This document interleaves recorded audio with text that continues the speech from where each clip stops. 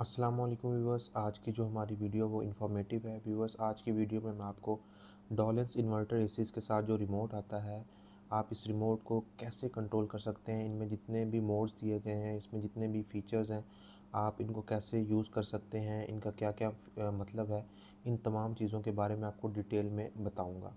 तो आप किस सेटिंग के ऊपर रख के आप अपनी एनर्जी सेविंग कर सकते हैं, रिमोट की कैसे इनको सेट करना है, हर चीज़ के बारे में आपको डिटेल में समझाऊंगा। इसके अलावा एक चीज़ इसमें ऐड करता चलूँ, डॉलन्स के तकरीबन इन्वर्टर एसीज़ में 10 से 11 मॉडल्स हैं। इनमें 3 तरह के रिमोट आते हैं। रिमोट सेम ही है, इसमें सिर्फ थोड़ा सा एक दो फीचर्स का फ़र्क होता है। इनकी बेसिक सेटिंग्स वो तमाम मॉडल्स की वो सेम है। 1 से 2 जो है फीचर्स का फ़र्क आता है, बाकी रिमोट तमाम मॉडल्स के वो सेम ही रहते हैं। तो इसमें इतना कोई मुश्किल नहीं है। तो व्यूअर्स आ जाते हैं हम अपनी वीडियो के ऊपर। तो सबसे पहले हम बात कर लेते हैं पावर की। तो हम जैसे ही पावर के बटन को दबाएंगे तो ये हमारा जो है एसी वो ऑन हो चुका है। तो यहाँ से इसको मैं दबाऊंगा तो ये आपका जो एसी है वो बंद हो चुका है।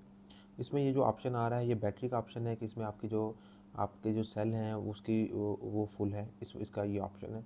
और ये ऊपर सेंटीग्रेड जितने पे आपने रखा हुआ है, अगर आपका एसी बंद भी हो तो यहाँ पे ये स्क्रीन पे शो करता है। तो आप जो ही ऑन करेंगे तो यहाँ पे फ़ैन स्पीड और बाकी चीज़ें यहाँ पे शो करना शुरू होता है। हमारा जो एसी है वो ऑटो के ऊपर है। इसके बाद हम बात कर लेते हैं मोड्स की। इसमें डिफरेंट मोड्स हैं। सबसे पहले जो मोड आ जाता है, मैंने मोड के बटन को दबाया तो यहाँ पे ये मोड्स आ जाएंगे। ये जो है इसे हम कूलिंग मोड कहते हैं। जैसे गर्मियों के लिए आप इसको कूल मोड पे रखते हैं। इसके बाद मैं मोड के बटन को दोबारा दबाऊँ तो अब ये ड्राई मोड पे आ गया। ये जब हवा में नमी आती है अगस्त सितंबर में, तो तब ये ड्राई मोड, जहाँ पे जिन इलाकों में नमी ज़्यादा होती है उनमें हवा में नमी ख़त्म करने के लिए ड्राई मोड यूज़ किया जाता है। इसमें इस मोड के ऊपर भी ऐसी कूलिंग कर रहा होता है, लेकिन यह हवा में से नमी को वो ख़त्म कर देता है। उसके बाद हम बात कर लें, ये ओनली फ़ैन है। इसके ऊपर सिर्फ फ़ैन ऑन होगा, आपका एसी ना हीटिंग देगा ना कूलिंग देगा। उसके बाद हम बात कर लेते हैं, ये हीटिंग मोड है। इसके ऊपर आप मतलब अगर आप हीटर चलाना चाह रहे हैं तो ये हीटर आपका ऑन हो गया। उसके बाद ये इसका जो है ये ऑटो है।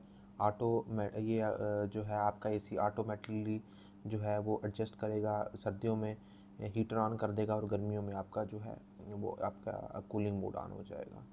उसके बाद हम बात कर लेते हैं इन प्लस और माइनस बटन की।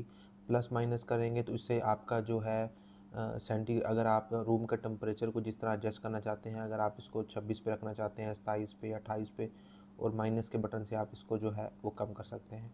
इसी को जब भी आप यूज़ करें तो आप इसको 26 पर रख के ऑन करें। आधे घंटे से 45 मिनट बाद आप इसको 28 पर कर दिया करें। ये इसकी सेटिंग्स बेस्ट सेटिंग्स हैं। इससे आपका बिजली का बिल बहुत कम आएगा। उसके बाद हम ये फ़ैन का एक यहाँ पे सेंटर में दिया हुआ है, इसको देख लेते हैं। ये यहाँ पे ये फ़ैन की ऑप्शन दे रहा है। इसमें फ़ैन स्पीड 1 है। इसको मैं जो ही दबाता जाऊँगा ये फ़ैन स्पीड 2 हो गई है। इसके बाद मैं इसको दोबारा दबाता हूँ, ये फ़ैन स्पीड 3, उसके बाद ये फुल हो गई है। ये 4 और उसके बाद ये फुल हो गई है। तो ये फुल स्पीड के ऊपर है। उसके बाद ये इसमें ऑटो का फंक्शन आ जाएगा। अब फ़ैन जो है वो ऑटो के ऊपर चला गया है। ये ऑटोमेटिकली अब आपके रूम के टेम्परेचर को देख के खुद ब खुद एडजस्ट हो जाएगा। जितनी इसको थ्रो चाहिए होगी वो खुद ब खुद आपका एसी उसको कर देगा। उसके बाद यहाँ पे ये इंटरनल स्विंग्स आ गई हैं और ये एक्सटर्नल स्विंग है। इसको मैं दबाऊँगा तो यहाँ पे ये स्विंग का बटन आ गया। तो ये जो है इसकी इंटरनल स्विंग है। आप जिस पर करना चाहते हैं तो ये इंटरनल स्विंग ऑफ हो गई। अब ये एक्सटर्नल स्विंग है। तो जहाँ पे आप एडजस्ट करना चाहते हैं ये एक्सटर्नल स्विंग जो होती है इंडोर की, उसके लिए यहाँ पे ऑप्शन ये दिया गया है। इसके बाद हम बात कर लेते हैं नेक्स्ट बटन की। तो उसमें ये हमारे पास यहाँ पे ये है विंड ब्लास्ट। अब मैं इसको बटन को जो ही दबाऊंगा तो यहाँ पे ये विंड ब्लास्ट का ऑप्शन आ गया। यहाँ पे ये फ़ैन स्पीड फुल हो गई।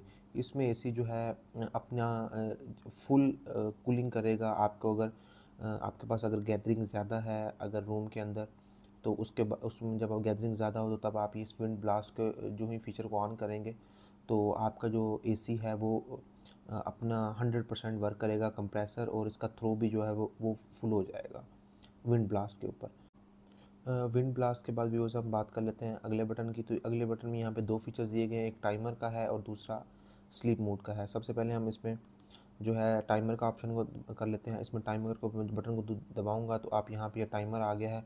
आप जितना इसमें टाइमर लगाना चाहते हैं 1 आवर का, 24 आवर तक आप इसमें टाइमर लगा सकते हैं। ये 4 पॉइंट मतलब 4.5 घंटे आप इसमें टाइमर लगाएं 5, तो आप जितना भी इसमें टाइमर लगाना चाह रहे हैं तो उस हिसाब से आप इसमें टाइमर लगा सकते हैं और इसको आप ऑफ़ भी कर सकते हैं। अगर मैं इसी टाइमर के बटन को मैं 3 सेकंड के लिए प्रेस करूं तो यहाँ पे स्लीप मोड आ गया। स्लीप मोड बहुत अच्छा मोड है। बाकी भी कुछ कंपनीज़ अपने इस रिमोट के अंदर देती हैं। स्लीप मोड का फ़ीचर ये होता है कि आपका एसी रात को ऑटोमेटिकली जो है रूम के टेम्परेचर को देख के एडजस्ट कर लेता है कि आपका एसी का थ्रो कितना होना चाहिए और उसमें जो है वो कितने नंबर पे चलना चाहिए। ये स्लीप मोड जो है ये बहुत अच्छा फ़ीचर है। तो इसमें आपको खुद एडजस्ट नहीं करेगा, इसमें आपका एसी खुद ब खुद आपकी थ्रो को और आपकी कूलिंग को खुद ब खुद एडजस्ट करेगा। तो व्यूअर्स, इसके बाद हम बात कर लेते हैं इससे अगले बटन की। तो इसमें जो है यहाँ पे भी 2 ऑप्शन दिए गए हैं। इसमें सबसे पहले इको का बटन है। तो मैं जो ही इको के बटन को दबाऊँगा तो यहाँ पे ईसी लिख के आपके रिमोट के ऊपर आ गया। इको के ऊपर आपका जो एसी है वो आपकी एनर्जी सेविंग मोड हम इसको कहते हैं। इसमें आपका एसी जो है आपको बहुत ज़्यादा एनर्जी सेव करके देता है। तो इसमें अगर आप एनर्जी सेव करना चाहते हैं तो आप इसमें इको के मोड को चला सकते हैं। अगर मैं इको के मोड को के बटन को मैं 3 सेकंड के लिए प्रेस करूं तो इसमें जो है आपका जो इनडोर की लाइट है वो बंद हो जाएगी। तो इसमें ये लाइट का बटन इसमें दिया हुआ है। तो इनडोर की अगर आप लाइट बंद करना चाहते हैं तो आप इस इको के बटन को 30 सेकंड के लिए प्रेस करेंगे तो ये लाइट का जो है आपकी वो बंद हो जाएगी। इसके बाद हम आगे बात कर लेते हैं पावर शिफ्ट की। पावर शिफ्ट वाला जिसे हम एम्पियर लॉक भी कहते हैं। तो पावर शिफ्ट को मैं बटन को जो ही प्रेस करूँगा तो आपका एसी इसमें यहाँ पे ऑप्शन बन के आ गया और यहाँ पे 75% का ऑप्शन दे दिया। इसका मतलब ये होता है कि आपका एसी जो है, आपका जो कंप्रेसर है वो 75% काम करेगा। 100% उसकी वर्किंग कैपेसिटी है तो 75% करेगा। अगर मैं इसको दोबारा दबाऊँगा तो ये 50% पे आ गया। तो मतलब अगर आप इसकी कैपेसिटी एसी कैपेसिटी 100% है आउटडोर की तो ये आपका जो एसी है वो 50% वर्क करेगा। इट मीन्स कि इसमें एम्पियर लॉक आप इसको कह सकते हैं कि आपका एसी जो है उसमें एम्पियर लॉक हो गए। ठीक है, ये है पावर शिफ्ट का। अगर आप इसको ख़त्म करना चाहते हैं तो पावर शिफ्ट के बटन को दबाएंगे तो ये आपका एसी जो है, ये जो है इसमें आपका एम्पियर लॉक वो ख़त्म हो गया।